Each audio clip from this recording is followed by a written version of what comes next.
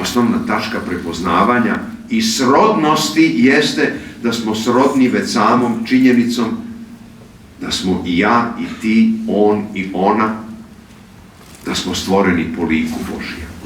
I ja ću ko zna koliko puta ponavljati te reči lik Božji do kraja ove večeri, zato što ukoliko upamtite i ponesete sa sobom samo dve reči, ponesite onda te dve reči lik Božji, tragajte za njim u sebi, ali tražite to i u onom drugom. Ukoliko to pronađete, verujte, bit ćete više nego iznenađeni, i to prijatno i pozitivno iznenađeni, svim onim ostalim što ćete dobiti kao dragoceni dar, dragoceni plod. Naravno, početak jeste znanje o sebi. Kako mi dolazimo do tog znanja? Pa znanje o sebi se temelji na onome što su drugi usadili u nas.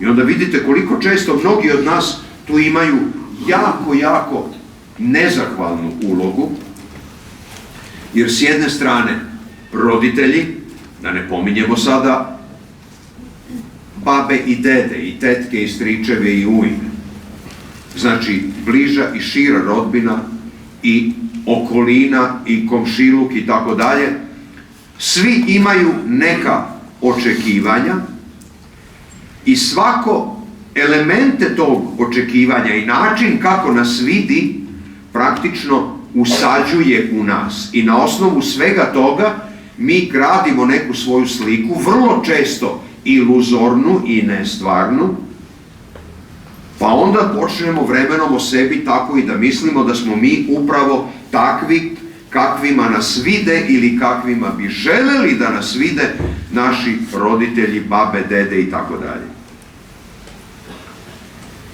Ja obično na krštenjima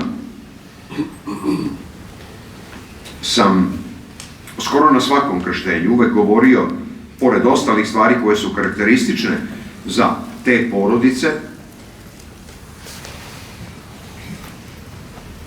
između ostalog i sledeća. To je bila zapravo molba. Ne toliko ni molba koliko jedan vapaj ni krik tim roditeljima. Nemojte se truditi da dete bude Nina Jovanovića, Nina Petrovića. Ajde da uzmemo naša dva najčešća prezimena.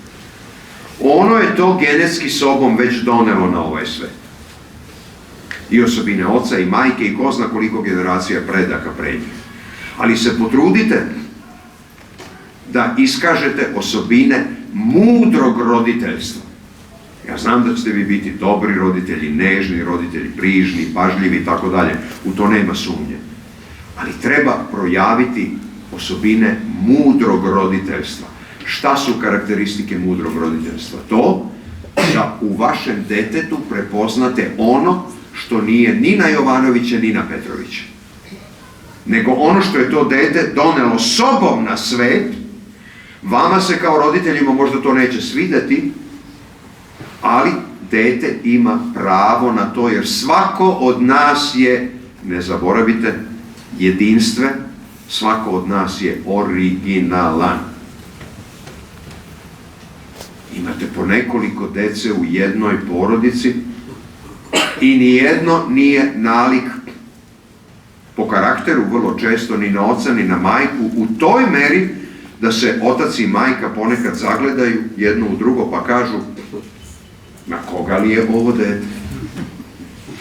Tu upravo i jeste lepota. Tu je čar te originalnosti onog semena koje Bog zasađuje u svakome od nas.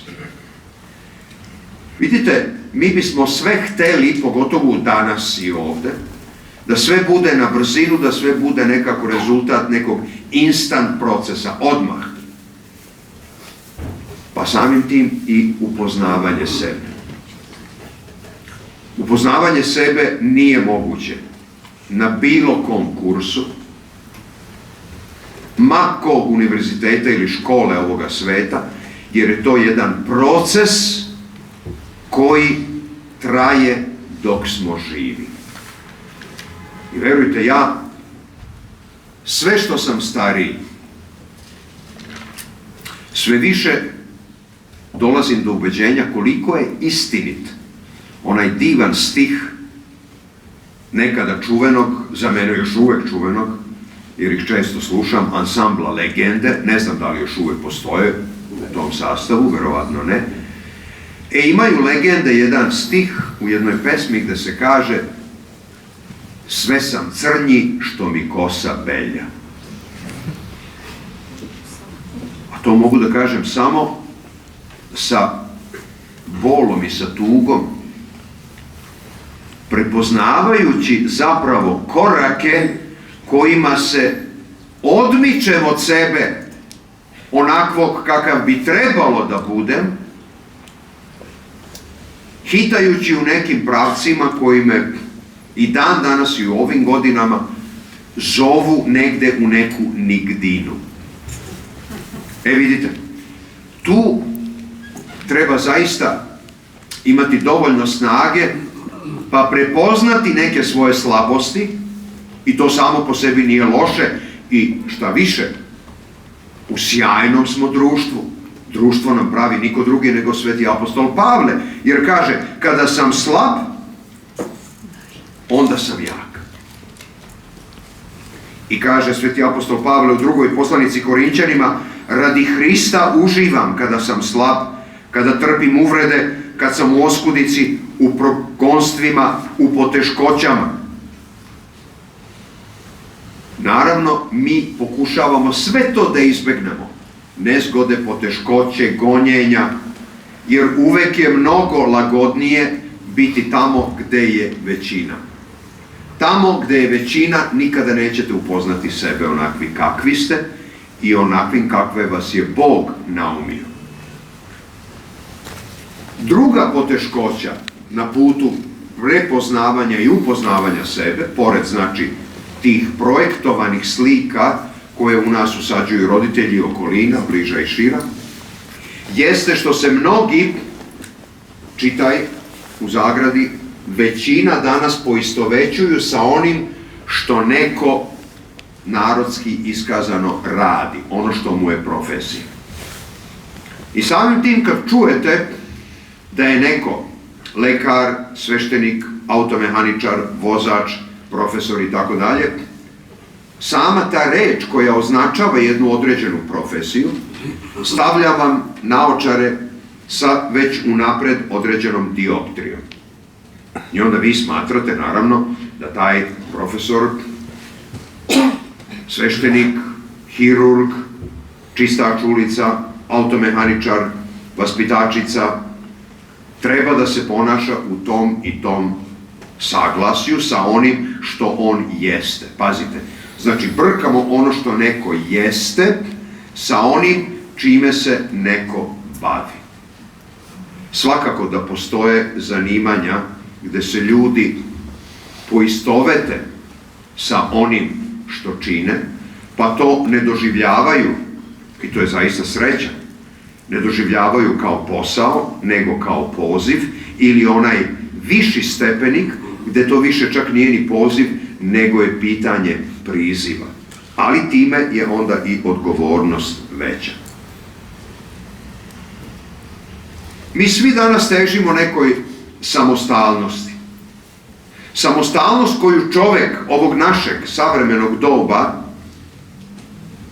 najviše želi da ostvari jeste apsolutna samostalnost, što je s jedne strane potencijalno dobro, ali sa druge strane isto tako potencijalno opasno. Zašto? Zato što u toj želji, zapravo u mnoštvu tih želja, čovek ne može, a da ne stekne izvesnu vrstu samostalnosti i od onoga uz koga bi trebalo stalno biti pritežnjen, a to je Otac naš nebeski. Ne tražiti da smo samostalni u odnosu na njega, jer kao samostalno biće